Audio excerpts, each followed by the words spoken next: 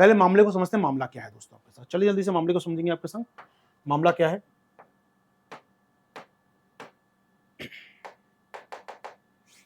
Okay, मामला दोस्तों आप जानते हैं, एफसीआई भारतीय खाद्य निगम अनाज का भंडार करता है, किसान से अनाज खरीदता है, स्टोर करता है। एफसीआई के 3 काम है दोस्तों, 3 पवित्र उद्देश्यों के लिए बनाया गया एफसीआई। किस काम के लिए? पहला काम होता है किसान से अनाज का खरीदना, प्रोक्योरमेंट करना, जिसे हम कहते हैं प्रोक्योरमेंट करना। पहला काम क्या होता है सर इसका? खरीदारी करना, मार्केट से, मंडी से अनाज खरीदना किसानों से, ठीक है। दूसरा काम होता है अनाज का बफर तैयार करना, स्टोरेज तैयार करना, भंडारण तैयार करना। दूसरा काम ये करता है दोस्तों स्टोरेज का, या मुख्य काम इसका भंडारण का। अनाज को स्टोर करो, जो खरीदा गया है उसे भंडार करो। भंडार गृह होंगे, वेयर हाउस होंगे जहाँ अनाज को रखा जाएगा। 1 साल 2 साल लगता है अनाज आमतौर पे। ये हर सीजन खरीदारी करता है, गेहूं की, चावल खरीदारी करता है दोस्तों, और अनाज को भंडार करता है। भंडारण होता है दोस्तों तीसरा काम। तीसरा काम होता है इसका ट्रांसपोर्टेशन डिस्ट्रीब्यूशन। जी हाँ, अनाज जो भंडार किया है उसका वितरण राज्यों तक पहुंचाना, गवर्नमेंट स्कीम तक पहुंचाना। जी हाँ, तीसरा जो इसका काम होता है वो होता है ट्रांसपोर्टेशन एंड डिस्ट्रीब्यूशन, शॉर्ट में लिख रहा हूं यहाँ पर, यानी परिवहन और वितरण इसका मेन काम होता है। एक साथ बोल रहा हूं मैं, परिवहन एवं वितरण। तो क्योंकि ट्रांसपोर्ट के जरिए वितरण होता है आमतौर पर, एक साथ बोलते हैं इसलिए हम लोग ट्रांसपोर्टेशन एंड डिस्ट्रीब्यूशन। तीसरा काम होता है इसका परिवहन और वितरण करने का। 3 काम एफसीआई करता है, मुख्य काम यही करता है ये, ठीक है। अभी एफसीआई मुख्यतः साल में 2 बार अनाज खरीदता है किसानों से। साल में 2 बार खरीदता है दोस्तों। 2 बार कब खरीदता है ये? फर्स्ट टाइम इन जो खरीफ का मौसम होता है हमारे यहाँ, जब खरीफ की फसल आती है, दैट मीन्स नवंबर, समवेयर नवंबर में। और दूसरी रबी की फसल आती है दोस्तों हमारे यहाँ समवेयर इन मार्च से लेकर मई के बीच में। खरीदारी चलती है इसकी। गेहूं चावल खरीदता है, बड़े स्केल पर खरीदता है, स्टोर करता है। स्टोर कितना करता है? खरीदारी उसको आदेश है, खरीदारी तो जो किसान बेचने आया खरीदना पड़ेगा इसको, ये तो नियम है, क्योंकि गारंटी एक प्रकार की ना, खरीदना पड़ता है इसको।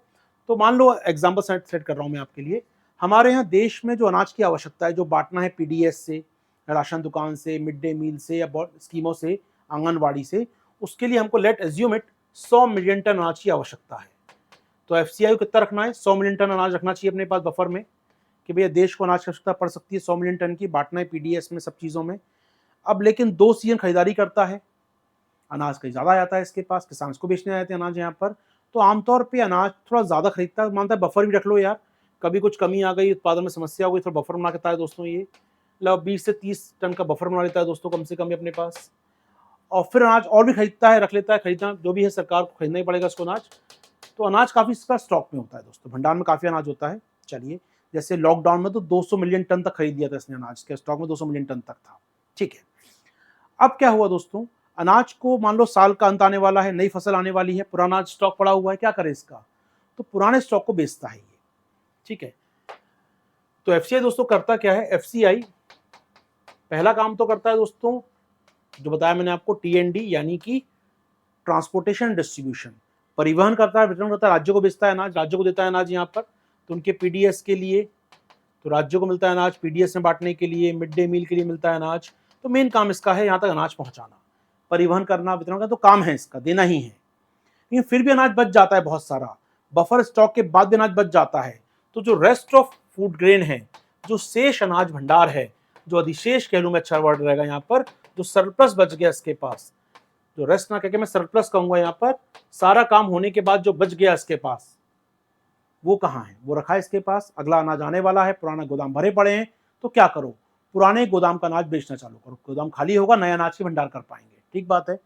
तो पुराना अनाज के लिए दोस्तों करता क्या है, ये एक स्कीम लेकर आता है, ये ओएसडीटी, ठीक है। हम बात कर रहे हैं ओपन मार्केट है, OMSS, open market sale scheme domestic, एक स्कीम इसके पास दोस्तों, एक कार्यक्रम है इसका नाम है OMSSD, open market sale scheme domestic, यानी खुले बाजार में बिक्री की योजना। खुले बाजार, open market sale scheme domestic, खुले बाजार में बिक्री की योजना घरेलू बाजार में, एक्सपोर्ट नहीं कर रहा है ये, घरेलू बाजार में, डी फॉर डोमेस्टिक। तो ओपन मार्केट सेल स्कीम, खुले बाजार में बेचना, यानी इसके पास है, ये बोई लगाएगा, भैया 5 रुपए किलो अनाज दे रहा हूँ, किसी को खरीदना है, लोग आए खरीदने के पास, आप और मैं नहीं, दुकानदार, बड़ी फैक्ट्रियां, कंपनियां, राज्य सरकारें खरीद सकती हैं। तो ओएमएसडीडी यानी नीलामी हो रही है दोस्तों एक प्रकार से, इससे खरीद सकते हैं, राज्य सरकारें खरीद सकती हैं, इससे कंपनियां खरीद सकती हैं, हमारे थोक दुकानदार खरीद सकते हैं, इससे जो उसको खरीदना चाहे खरीद सकता है। हाँ, लेकिन क्या यूज करना होगा, डोमेस्टिक मार्केट में, बाहर नहीं बेचोगे इसको आप, घरेलू बाजार में इसका प्रयोग करोगे। अगर ये बोलता है open market sale scheme for export, खरीदो बाहर बेचो, किसने मना नहीं किया आपको यहाँ पर, लेकिन ये बात कर रहा है घरेलू स्तर पर भी हाल फिलहाल, ठीक है। तो एफसीआई पहले अपना सारा काम निपटाता है, उसका जो सरप्लस बचता है अनाज का, उसे ओएमएस योजना के तहत वितरित करता है राज्यों को। राज्य इस योजना से अनाज खरीदते हैं बड़े स्केल पर। क्यों खरीदते हैं राज्य, वो समझिएगा। कई राज्यों में दोस्तों, कई राज्यों में बात करें, हमारे यहाँ स्कीम चलती है, जैसे कि सरकार जो 5 किलो अनाज दे रही है पीडीएस में आपको, 5 kg पर पर्सन पर मंथ जो अनाज आपको मिल रहा है, इसके अलावा कई सरकारें और अनाज देती हैं, फ्री या सस्ता अनाज देती हैं, 5-10 किलो और देती है अनाज, एक्स्ट्रा अनाज, ये राज्य खुद देता है। ये जो राशन की दुकान है, यहां से आपका अधिकार है, कानूनी अधिकार कि आपको अनाज मिलेगा। जैसे कि 2013 का राष्ट्रीय खाद्य सुरक्षा अधिनियम, राष्ट्रीय खाद्य सुरक्षा अधिनियम आपकी भाषा में कहते हैं एनएफएसए इसको हम लोग, नेशनल फूड सिक्योरिटी एक्ट, इसके तहत आपका अधिकार है, आपको 5 किलो अनाज मिलेगा, फ्री मिलेगा, तो फ्री दे रही है आजकल सरकार, ठीक है। 5 kg पर मंथ पर पर्सन एक मिलता है आपको, 5 लोग परिवार है, 25 किलो अनाज मिलेगा आपको, यहाँ पर फ्री मिलेगा दोस्तों, फ्री स्कीम चल रही है ये 2013 का अधिनियम है, ठीक है।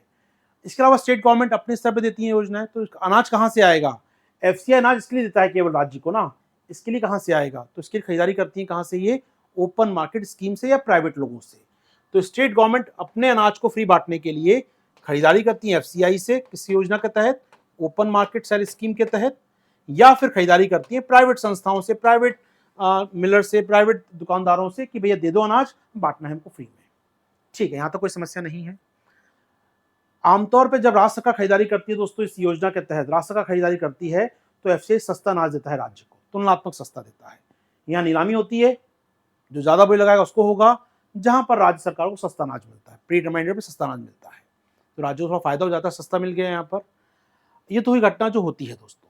इस साल क्या हुआ, जून 13 को आकर एफसीआई ने घोषणा की कि अब वो ओएमएसडीडी के तहत राज्यों को अनाज नहीं बेचेगा, बड़ी कंपनी को अनाज नहीं बेचेगा, थोक को अनाज नहीं बेचेगा। अनाज किसे बेचेगा, वो छोटे व्यापारियों को, जिनको 100 टन तक अनाज चाहिए।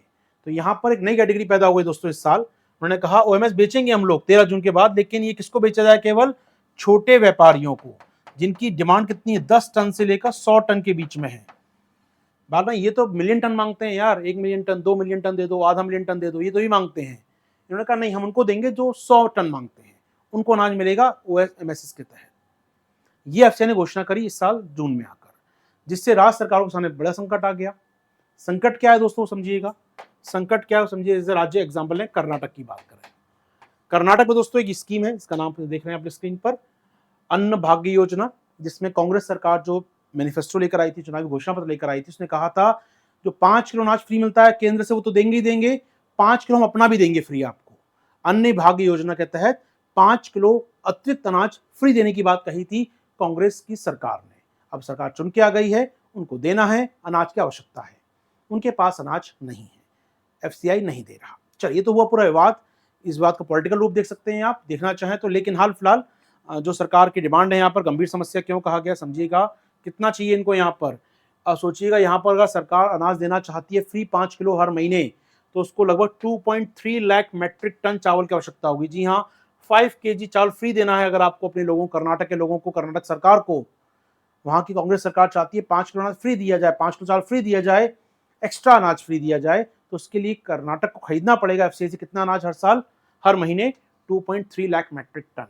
12 महीनों की बात करें तो 24 मल्टीप्लाई कर दिए, लगभग 27 के आसपास संख्या आएगी। 27 लाख ने 2.7 मिलियन टन अनाज चाहिए आपको एक्स्ट्रा।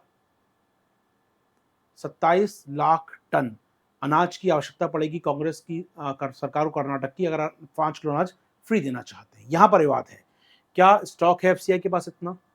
एफसीआई ने कहा भैया नहीं दे सकते हम लोग, हम नहीं दे बेच पाएंगे, हमारे पास है ही नहीं अनाज।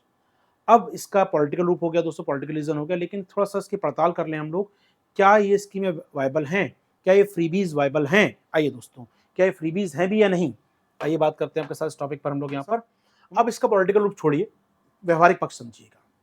देखिए, आपको याद हो दोस्तों, जब कोरोना आया था, कोविड स्टार्ट हुआ था भारत में, तब भारत सरकार ने स्कीम लॉन्च की थी, प्रधानमंत्री गरीब कल्याण अन्न योजना। याद है किसी को? प्रधानमंत्री गरीब कल्याण अन्न योजना लॉन्च किया था हम लोगों ने, जिसके तहत 5 kg अनाज सरकार फ्री दे रही थी, सरकार फ्री बांट रही थी। कर्नाटक में फ्री बांटा जा रहा है 5 किलो अनाज, सरकार, केंद्र सरकार फ्री दे रही थी हर किसी व्यक्ति को, हर किसी परिवार को जो राशन कार्ड होल्डर है भारत में, उनको ये अनाज फ्री मिल रहा था।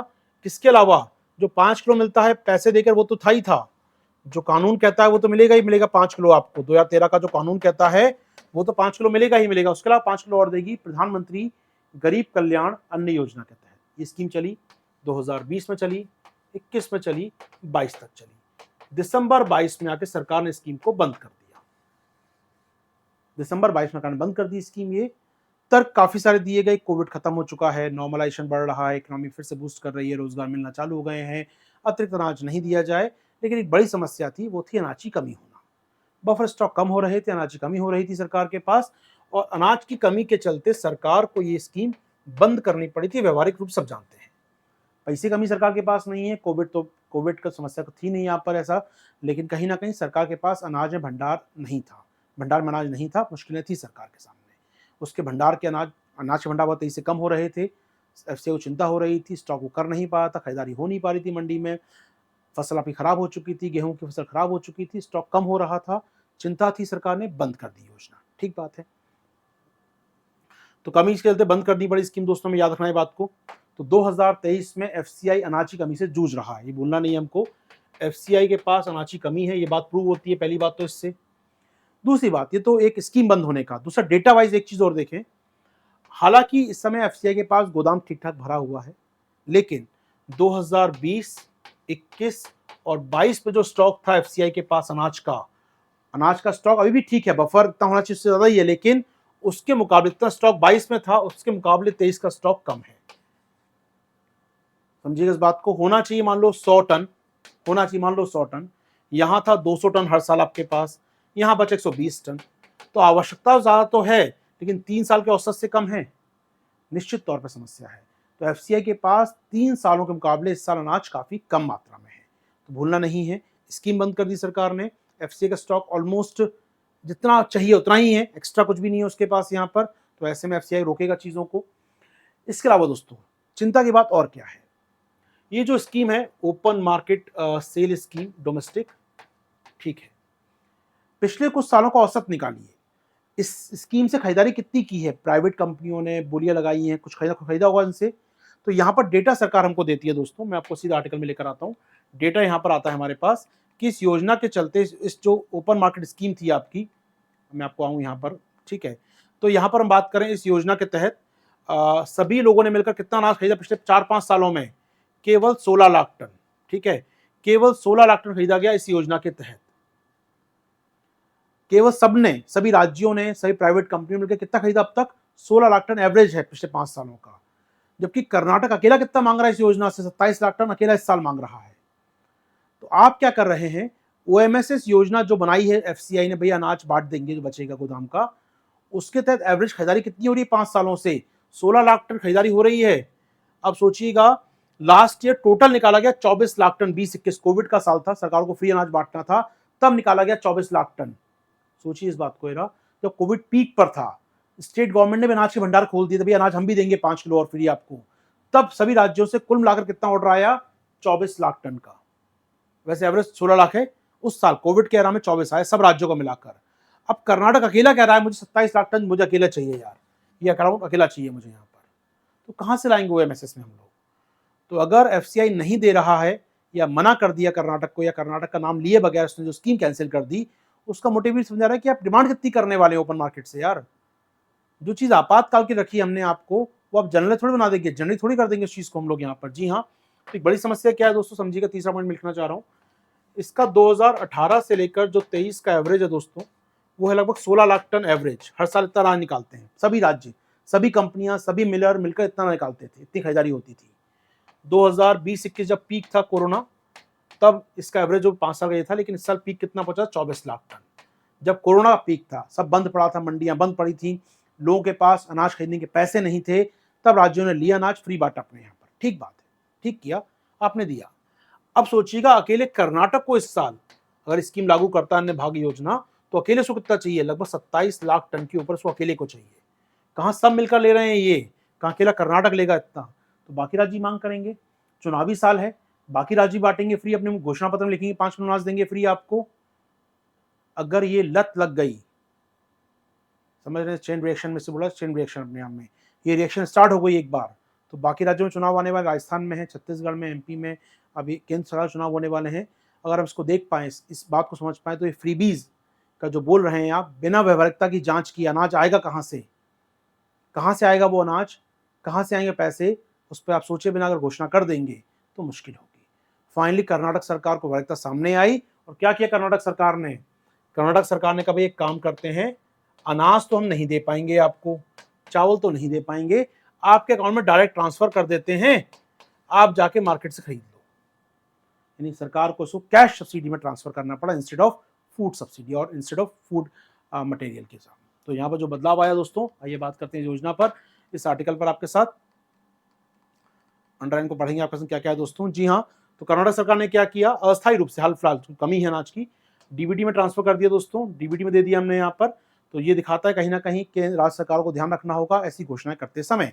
आइए मामले जानते हैं, तो बताया मामला क्या है, बताया मैंने पूरा आपको, यहाँ पर कहानी सुन ली हम लोगों ने, ठीक है। तो बताया मैंने आपको यहाँ पर बंद कर दी है। तो एफसीआई ने क्या किया, अपवाद है, मान लो कोई आपात आ गया तो अलग बात है, बाद में राज्यों को नहीं मिलेगा इसके तहत, तो अनाज नहीं मिलेगा, बंद कर दी गई बिक्री यहाँ पर, ठीक है। इसमें ये बात कही गई कि हाँ आप खरीद सकते हैं, लेकिन अब छोटे और सीमांत खरीदारों के लिए। जी हाँ दोस्तों, किसके लिए होगी केवल अब ये स्मॉल एंड मार्जिनल बायर्स के लिए होगी। 100 टन तक उनको कैपेसिटी मिल सकती है यहाँ पर, 100 टन मेट्रिक टन तक उनको मिलेगी परमिशन यहाँ पर, ठीक है। तो निश्चित तौर पर याद रखिएगा, ये चावल की कमी वाले राज्य हैं उनको मुश्किलें होगी इससे, क्योंकि ये एक रूट था, एक तरीका था उनके पास चावल खरीद के अपने लोगों को चावल पहुंचाने का, तो ये उनको मुश्किलें बढ़ जाएंगी इससे कहीं ना कहीं, विशेष रूप से कर्नाटक को, ठीक है। चलिए आगे बढ़े दोस्तों हम लोग यहाँ पर, तो मैं डेटा दिया आपको, डेटा क्या दिया दोस्तों, डेटा बताया मैंने आपको यहाँ पर, डेटा क्या है, डेटा देख रहे हैं, उपलब्धता को सीमित करना के केंद्र की मजबूरियां हैं अपनी, केंद्र की क्या मजबूरियां बताया मैंने आपको यहाँ पर। स्टॉक काफी है, देखिए पिछले 3 सालों से कम स्टॉक एफसीआई के पास इस समय, तो स्टॉक बहुत कम है एफसीआई के पास, बताया मैंने आपको लाइन यहाँ पर, स्टॉक कम है यहाँ पर काफी। इसका दोस्तों मानसून अच्छा नहीं रह रहा है इस बार, मानसून अनसर्टन है अपने आप में, काफी अनसर्टन मानसून है हमारे यहाँ पर। इससे क्या होगा, खरीफ की फसल कैसी आएगी वी कांट से, और खरीफ अच्छा नहीं आया तो मुश्किलें और बढ़ सकती हैं यहाँ पर केंद्र के लिए, ठीक है दोस्तों।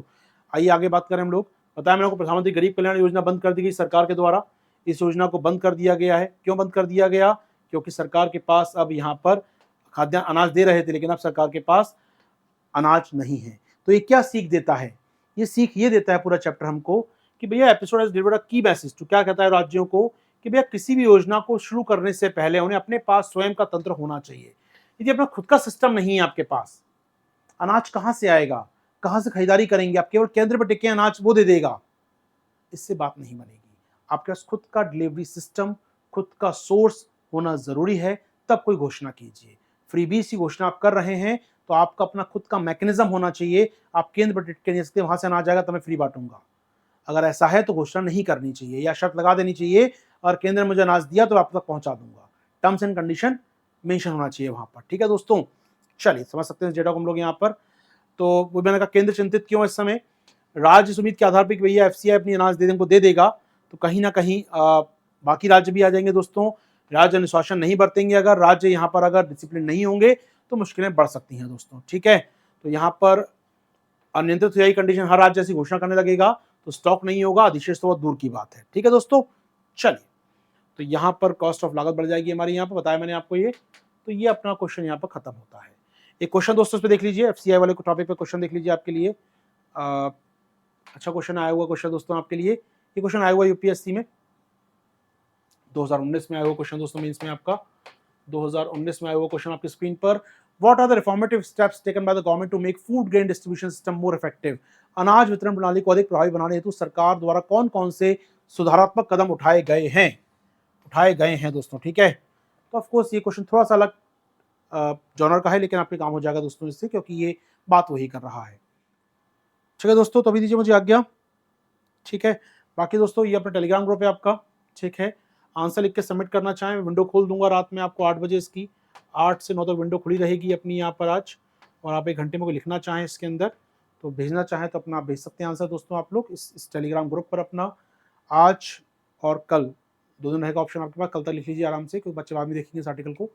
तो एक काम कर, सुबह हम खोल देते हैं 8 बजे, सुबह 8 बजे खोल दूंगा विंडो में आपके लिए, कल सुबह 8 AM पे विंडो खोल दूंगा आपके लिए घंटे की मैं यहाँ पर, जिससे अपना आंसर आप सेंड कर सकें टेलीग्राम ग्रुप के ऊपर। कुछ और मत देखिएगा वरना ग्रुप से हटा दिया जाएगा आपको, ठीक है। तो वही आंसर, एक आंसर भेज सकते हैं आप लोग, कोई भी एक आंसर लिख के भेज दीजिएगा। सभी चेक नहीं हो पाएंगे तो मैं सबकी गारंटी नहीं लूंगा। एक आंसर एक बार में व्यक्ति भेज सकता है, ज़्यादा भेजेंगे तो कोई भी चेक नहीं होगा, ठीक है। तो बेहतर है नियम मानिएगा, एक आंसर लिख के भेज दीजिएगा एक बार टेलीग्राम पर दोस्तों आप लोग। बाकी याद रखिए अनअकैडमी के आप जुड़ सकते हैं अनअकैडमी हमारे साथ दोस्तों, जहाँ पर इस साल भी बहुत ही शानदार रिजल्ट अनअकैडमी दिया है दोस्तों, आप जानते हैं ऑलमोस्ट 333 सेक्शन अनअकैडमी दिए दोस्तों। आपके अच्छा ऑफर चल रहा है इस समय, एक्सटेंशन ऑफर चल रहा है अनअकैडमी का दोस्तों, जहाँ पर आप जुड़ सकते हैं हमारे साथ 12 महीने प्लस 2 महीने कोर्स में। याद रखिएगा आशीर्वाद सर का करंट अफेयर्स का और इकोनॉमी का कोर्स आ रहा है दोस्तों, अल्टीमेट कोर्स आ रहा है आपके लिए। जुड़ना चाहें जुड़ जाइए अकेडमी में मेरे साथ, प्लस कोर्स दोस्तों जानते हैं फीस भी डिस्काउंट चलती है आपके लिए काफ़ी यहाँ पर भी। तो कोड यूज़ करना होगा आशीर्वाद 360, आशीर्वाद 360। जिनको पेड कोर्स लेना है, प्लस कोर्स लेना है दोस्तों, वो संपर्क कर लीजिए टेलीग्राम ग्रुप पर मेरे साथ, जहाँ पर मेरी टीम आपको सहयोग करेगी दोस्तों, ठीक है। बाकी आप कॉल कर सकते हैं हमारी टीम के लिए, तो कॉल कर दो कर सकते हो कि प्राइस बढ़ने वाला है दोस्तों, जानते हैं प्राइस बढ़ने वाला है अनअकैडमी का। तो जैसे एनुअल हाइक होता है, हर साल प्राइस बढ़ता है साल में एक बार, तो फीस हाइक होने वाला है अनअकैडमी का दोस्तों। तो ज़रूरत है आपको लेना चाहें तो लेके रख लीजिए, क्योंकि अभी कोर्स बहुत जल्दी आएंगे मेरे इकोनॉमी करंट अफेयर्स के, साइंस टेक का चल रहा है यहाँ पर, ठीक है दोस्तों। बाकी आपका प्रतिज्ञा बैच और आरंभ बैच दोनों स्टार्ट हो गए हैं दोस्तों यहाँ पर। कोई संपर्क करना चाहें तो ये नंबर है दोस्तों संपर्क करने के लिए हमारी टीम का, 85 से लेकर 85 तक नंबर याद रखिएगा, इसको डायल कर सकते हैं। बता दीजिए कोड यूज करना आशीर्वाद 360 आपको दोस्तों, ठीक है। चलिए तो अभी दीजिए मुझे आज्ञा, मुलाकात होगी आपके साथ अगले सेशन में कल सुबह 9 बजे। उम्मीद करूंगा लाइक शेयर कर देंगे दोस्तों फटाफट आप लोग इसको, और कमेंट बॉक्स में कमेंट जरूर करेंगे। दीजिए आज्ञा, मुलाकात होगी सुबह 9 बजे। कैसा लगा सेशन बताइए कमेंट बॉक्स में आप लोग। थैंक यू, शुक्रिया, जय हिंद।